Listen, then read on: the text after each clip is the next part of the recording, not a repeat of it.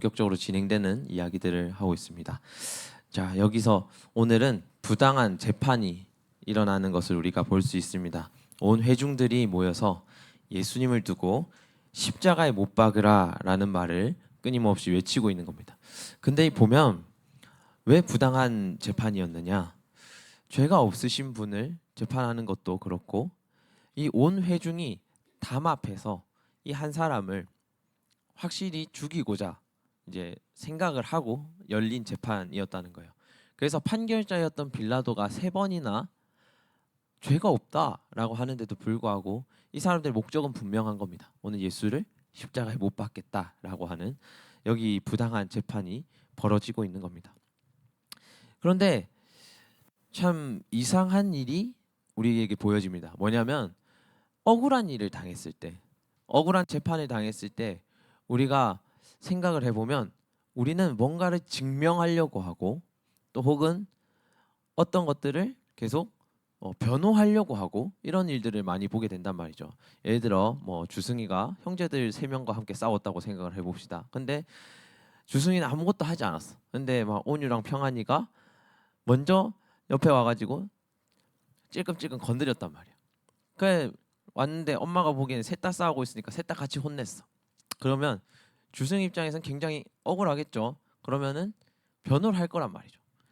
나는 아무것도 안 하고 가만히 있었는데 쟤네가 와서 했는데 왜 나한테 그러느냐라는 이런 이야기들 할 거란 말이에요. 우리가 그냥 간단하게 사소한 일들에서도 우리가 억울한 일을 당하면 참지 못하고 분출을 해야 되는 게 정상이라는 거예요. 근데 오늘 예수님은 잡혀온 그 순간부터 죽음에 이르는 그 순간까지 침묵합니다. 빌라도가 여러 번에 걸쳐서 물어봐요. 네가 그리스도냐? 너가 정말 이런 일을 했느냐? 너가 정말 이 로마에 대한 반란의 그 마음을 품었느냐? 이런 여러 가지 질문을 한단 말이에요. 근데 그 질문 가운데 예수님이 단 한마디도 대답하지 않습니다. 그래서 빌라도가 죄를 찾지 못해서 헤롯이라고 하는 사람에게 보냅니다. 헤롯이라고 하는 사람에게 보내서 죄를 찾아달라라고 보냈는데 헤롯이 질문하는 가운데도 별 대답을 하지 않으십니다. 별 대답하지 않으시고 헤롯이 그래서 이 사람은 죄인이 아니고 바보다 아무 말도 하지 못하지 않느냐 이렇게 얘기할 정도로 그냥 가만히 이제 그냥 이 사태를 그냥 지켜만 보고 계신다는 말이죠. 그러니까 예수님이 이렇게 한 데에는 어떤 이유가 있었을까 하는 겁니다. 어떤 이유가 있었을까? 예수님의 죄를 묻는 어떠한 것들에서 아무런 대답도 하지 않는데 예수님이 딱 두 번 이 사람들에게 입을 열어서 대답하는 구절이 있습니다. 그게 뭐냐면 예수님의 정체를 묻는 질문입니다.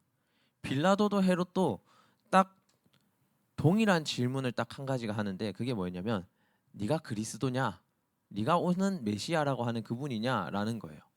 네가 하나님의 아들이냐 하는 그 질문에 예수님은 네가 방금 네 입으로 고백하지 않았느냐 이렇게 대답을 한다는 거예요. 예수님이 스스로 증명하지 않지만 예수님이 아닌 다른 사람의 입들을 통하여서 예수님이 자기 정체를 증명했고 변호했다라는 겁니다. 그러니까 예수님께서 두 번 어떠한 뭐 필요 없는 질문에 대답할 이유가 없으셨던 거죠.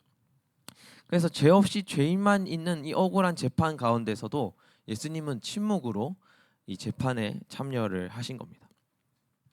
그래서 이 빌라도가 죄를 찾다가 찾지 못해서 6월절 절기 중에서 특별 사면 제도가 있었어요. 우리 약간 광복절 이런 날, 뭐 3.1절 이런 날 특별 사면 같은 걸 하잖아요. 그래서 요걸 통해서 풀어줘야겠다. 억울한 사람을 죽일 수는 없으니까 풀어줘야겠다라고 하지만 그 순간 말씀에는 이렇게 나옵니다. 무리가 일제히 소리를 질러 이르되 이 사람을 없이 하고 바라바를 우리에게 놓아주소서.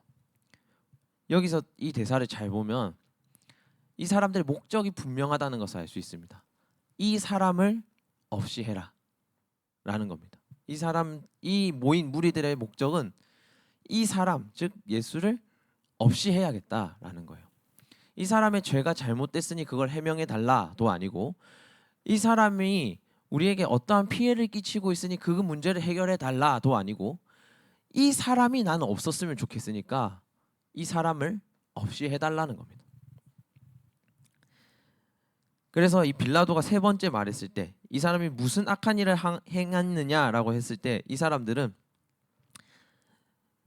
어떠한 특정한 제목을 찾지 못해서 한 가지 찾아낸 게 뭐냐면 이 사람이 자기를 왕이라고 하지 않느냐 하는 거예요. 근데 그때 당시에 유대인의 왕이라고 하는 거는 특별한 게 죄가 아니었을 수도 있어요. 왜냐하면 이미 그때 당시 유대의 분봉왕이긴 하지만 헤롯이 있었고 어떤 로마에 위협을 끼치지 않으면 로마에 크게 죄가 되지 않았기 때문이에요. 근데 이 사람들에게 있어서 예수를 죽일 수 있는 유일한 명분이 이가 자기를 왕이라고 칭하는 것 이것밖에 없었기 때문에 그 구실로 이 예수를 없애야겠다라고 생각을 한 겁니다. 이 시간은 예수님에게 있어서는 굉장히 억울한 시간이었을 겁니다.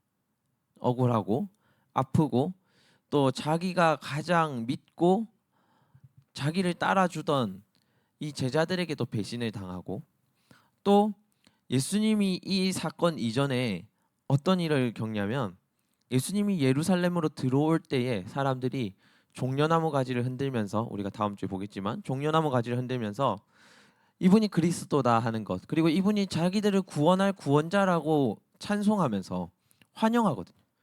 근데 그 환영했던 무리가 단 며칠 사이에 저 사람을 없이 해야 된다로 바뀐 거예요. 그냥 이 군중 심리에 이끌려서 자기들도 이 악한 행위라고 생각하지 못하고 휩쓸려 갔다라는 겁니다. 그래서 예수님에게 있어서는 어떻게 보면 가장 외롭고 아픔의 시간이었을 거라는 겁니다. 근데 이 예수님이 이걸 침묵으로 이겨내신단 말이죠. 이걸 그냥 거부하지 않고 담담하게 받아들인다는 말이죠. 예수님이 죄가 있어서 받아들였느냐? 그렇지 않다는 거예요. 예수님이 오늘 이 일을 감내하고 이 고난과 인내의 시간들, 그 인고의 시간들을 견뎌내는 이유는 분명한 목적이 한 가지 있었다는 거예요. 분명한 목적이 하나 있었다는 거예요. 예수님이 이 땅에 오신 이유를 성취하기 위한 감내의 시간이었다라는 겁니다. 우리가 감내한다, 인고한다, 아니면 이제 내가 헌신한다라고 했을 때 우리가 가지고 있는 흔한 착각은 뭐냐면 그냥 참고 넘긴다라고 받아들인다는 거예요. 그 시간을 그냥 참고 넘긴다라고 생각을 하는 거예요. 그리고 모든 고난에 모든 아픔에 그렇게 반응해야 된다라고 생각한다는 거예요. 그런데 성경에서 말하는 감내, 인내, 헌신은 목적이 필요합니다. 뚜렷한 목적이 있어야 하는 겁니다. 내가 아무런 목적성 없이 아무런 기대값이 없이 그냥 헌신하는 것은 적절한 용어가 떠오르지 않지만 굳이 고른다고 하면 이제 호구가 되는 거죠. 한마디로 말해서. 근데 예수님이 말하는 건 그냥 무지성으로 헌신하고 무지성으로 고난을 그냥 참아내, 그냥 억눌러 이런 게 아니라는 거예요. 우리가 이것을 참아냈을 때는 그 참아내야 되는 것에 대한 분명한 목적이 필요합니다. 근데 오늘 예수님께서 생각하시는 자신이 그 십자가의 고난을 받아도 된다, 받아도 견뎌내야 한다라고 생각했던 이유는 뭐냐면 하나님에게로부터 받은 비전이 있었기 때문이라는 거예요. 그 하나님에게로부터 받은 비전이 무엇이냐 하니까 그 생명을 구원하는 일이라는 거예요. 그분이 이 땅에 오신 이유와 동일하게 이 땅의 생명들에게 자신을 내어주는 것, 자신을 헌신하기 위한 것, 그리고 그 자신의 생명을 나누어 주는 것. 그래서 이제는 하나님 혼자 살아가는 세상이 아니라 하나님께서 만드신 그 피조 세계와 같이 살아가기 위한 목적이 분명히 있었다는 거예요. 이런 기대값, 이런 목적이 하나님께 있었기 때문에 예수님을 보내는 헌신을 할 수 있었던 거고, 예수님이 당연히 그러한 하나님의 비전을 알고 있었고 그것을 이룰 수 있다고 믿었기 때문에 자신의 생명을 내어줄 수 있는, 오늘 십자가 앞에서도 그냥 담담할 수 있는 모습을 보였다는 거예요. 억울한 죄목들 가운데서도 침묵했던 이유는 여기 있다는 거예요. 우리 어제 제자 훈련도 했지만 대부분의 사람들이 상대방을 위해서 내가 인내하고 헌신한다고 하면 어떻게 할 수 있을까요? 물어보면은 열의 아홉은 요즘 들어서 특히나 열의 아홉은 이런 말을 합니다. 이해하고 참고 기다려준다. 근데 여기서 이해하고 참고 기다려준다라고 했을 때, 기다려준다고 했을 때 이 사람의 변화를 기대하면서 기다리는 거예요. 이 사람이 그냥 나보다 어리니까 내가 기다려야지 이게 아니고, 이 사람이 지금 어리니까 이 사람이 성숙할 수 있도록 기다리는 거예요. 오늘 예수님께서 그 십자가를 견디는 이유가 뭐냐면, 오늘 말씀 뒷부분에 나오는데 하나님, 저들이 자신이 하는 일이 무엇인지 모릅니다라는 거예요. 예수님께 고난의 행위를 주는 십자가를 외치고 있는 저 무리가 예수님에 대해서 어떠한 생각을 가지고 어떠한 일을 하고 있는지 저들이 판단하지 못하니까, 자기들이 판단할 수 없을 정도로 어리숙하기 때문에 하나님 기다려 달라는 거예요. 이들이 자신의 죄를 깨닫고 성숙할 수 있도록 기다려 달라는 거예요. 우리가 참고 헌신하고 인내하는 이유는 여기 있는 겁니다. 이들이 성숙하기를 기다리는 겁니다. 그래서 그 기다림은 그냥 참아내는 게 아니에요.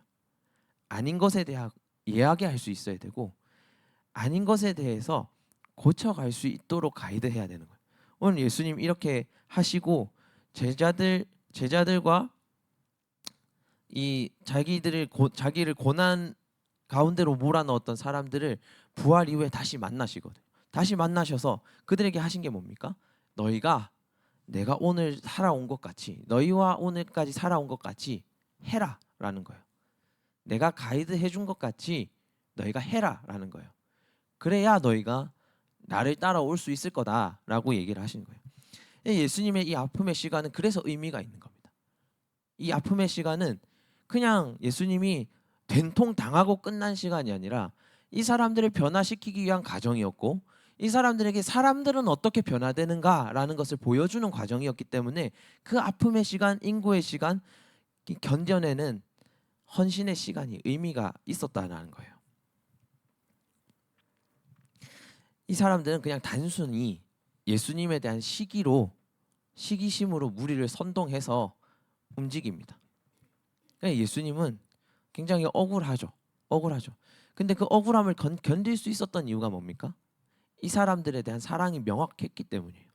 이 사람들이 나한테 이렇게 할 수밖에 없는 상황이라는 걸 인지했기 때문이에요. 그게 이 사람들이 정확하게 이해한 것이겠죠. 그래서 참아내신 거예요. 참고 기다리는 가운데 이 사람들이 다시 한번 이 죄성을 벗어나서 하나님께로 달려올 수 있도록 십자가를, 그 고난을 감내하신 거라는 겁니다. 그래야 자기의 목숨을 드릴 가치가 있다고 판단했다는 겁니다. 근데 우리가 이 말씀을 읽을 때 예수님은 아주 극단적인 형태로 나타난 거긴 하지만, 그거가 별개로 우리의 삶에서도 이러한 형태가 나타나야 된다는 겁니다.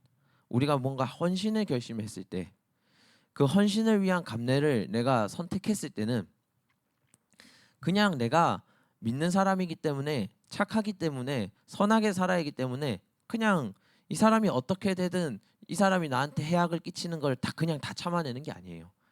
이 사람의 변화를 기대해서 기도해주고, 이 사람의 변화를 위해서 늘 가이드해주고, 이야기해주고, 대화해주고, 함께 살아가는 거예요. 그러한 형태가 우리 안에 똑같이 동일하게 예수님의 그 우리와 함께 살아가셨던 공생애의 모습이, 고난의 모습이 같이 동일하게 나타날 때 우리의 믿음이 십자가 앞에서 판단받았다라고 평가할 수 있는 겁니다. 그리고 그 십자가 앞에서 받은 그 평가가 정말 내가 살아가는 믿음의 길과 일치한다라고 했을 때 우리도 하나님과 함께 있다, 즉 하나님 안에 구원받았다라고 표현할 수 있는 겁니다. 그 구원의 사건이 이제는, 그 부활의 사건이 이제는 예수님에게만 있는 게 아니라 우리에게도 있다는 것이 그 안에서 이제 믿어져 가는 겁니다. 아, 사람이 다시 한번 태어날 수 있구나. 사람이 성령으로 말미암아 변화될 수 있구나. 거듭날 수 있구나. 그 과정을 이 감내의 시간, 이 헌신의 시간 동안에 깨닫게 되는 겁니다. 그리고 그렇게 됐을 때 우리가 그 구원 사건이 진짜 이제 내 안으로 들어왔다. 이 부활의 사건이 드디어 나한테 내 안으로 들어왔다라고 여겨지는 겁니다. 그런 기쁨이 있을 때 우리는 다음 헌신도, 다음 인내도, 다음 감내도 기대하는 마음으로 갈 수 있는 거예요. 우리가 헌신을 하면 지칠 때가 있습니다. 지치는 이유는 기쁨을 느끼지 못해서거든요. 그 기쁨을 느끼지 못하는 이유는 어쩌면 나의 선함을 드러내기 위한 헌신이 아니었는지 한번 고민해 봐야 됩니다. 내가 그냥 나의 착함을 드러내기 위한, 나의 믿음을 드러내기 위한 헌신이 아니었는지 확인을 해봐야 된다는 겁니다. 우리가 정말 하나님 뜻 가운데에서 헌신했다면 그 안에는 변화가 일어납니다. 그리고 그 변화는 우리가 이뤄낼 수 없는 것들을 경험하기 때문에 큰 기쁨을 우리에게 준다는 겁니다. 그러면 그 기쁨의 사건으로 말미암아 우리가 더한 헌신도, 더한 감내도 해내 갈 수 있다는 겁니다. 우리는 교회에 있으니까 너무 자연스럽게 참는 걸 배워요. 참는 거. 예배 그냥 단순히 예배 시간부터 지금 이 시간을 참아내는 것들을 배운다는 겁니다. 근데 단순히 이 예배 시간 안에서도 여러분은 그냥 참아내는 게 아니라 궁금증을 가지고 기대를 가지고 임해야 된다는 겁니다. 말씀은 왜 저렇게 하는 걸까? 이런 거. 그리고 찬양은 이렇게 하면 더 좋지 않았을까? 아니면은 찬양은 애당초 왜 해야 되는 걸까부터 천천히 고민해가 자기 안에 있는 그 신앙을 고민해 나가고 자기가 변화되는 것들을 예배 가운데서 경험해 나가야 예배가 재밌는 겁니다. 말씀을 그냥 나눌 때 선생님이 하는 말씀 그대로 그냥 듣고만 있는 게 아니라 듣고 반응하는 겁니다. 내 삶에선 되나? 내 삶에서 그러면 똑같이 적용했을 땐 어떻게 해야 되지? 그리고 내가 지금까지 내 힘으로 고쳐보지 않았던 것들이 내 삶에서 그 말씀들로 인해서 변화되는 걸 경험해야 여러분들이 신앙의 재미를, 신앙의 기쁨을 느끼게 된다는 겁니다. 그리고 그 가운데서 살아갈 때 여러분들이 하나님을 만났다 하는 경험들을 해 나갈 수 있는 겁니다. 사순절의 시간은 약간 바카스 같은 거예요. 커피나 에너지 드링크 같은 거예요. 우리가 이때에는 분위기를 고난에 두고 그리고 내가 살아가는 삶, 그 가운데 예수님의 삶이 들어오는 것들을 경험하기 위한 장치들을 많이 두고 살아간단 말이에요. 억지로라도 미디어 금식을 한 번이라도 참여를 해 본단 말이에요. 선생님들이 등살에 성경 한 번을 읽어 본단 말이에요.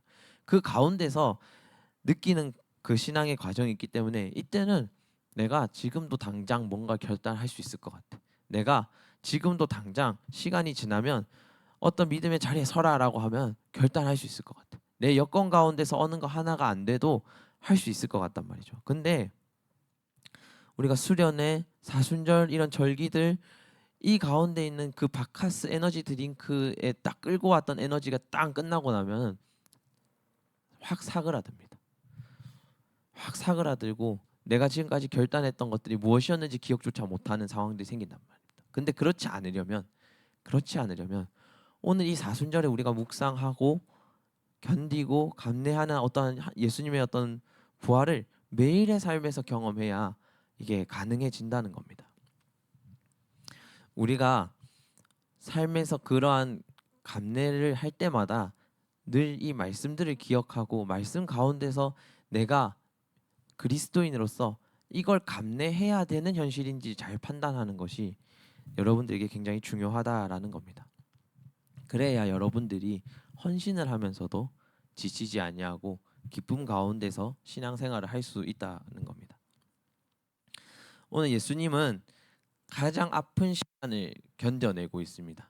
근데 예수님이 가장 이 아픈 시간을 견딜 수 있었던 이유가 뭐냐면 견뎌낼 수 있었던 이유는 예수님이 이 고난이 끝난 뒤에 부활과 또 그분이 가신 나라가 있다라는 정확한 현실을 알고 있었기 때문에 여러분들도 우리가 지난 해에 섬김을 주제로 해서 여러 군데에서 섬기고 있는 친구들이 있고 또 그 밖에도 여러 곳에서 보이지 않게 예배를 섬기고 있는 친구들이 있는데 여러분들이 섬기는 가정 가운데에 이제 헌신을 하다 보면 지치는 순간이 온단 말이죠. 그러면 그 지치는 순간들 가운데에 여러분들이 한번 판단해 보십시오. 내가 하고 있는 이 헌신을 내가 기쁨으로 감당하고 있는가?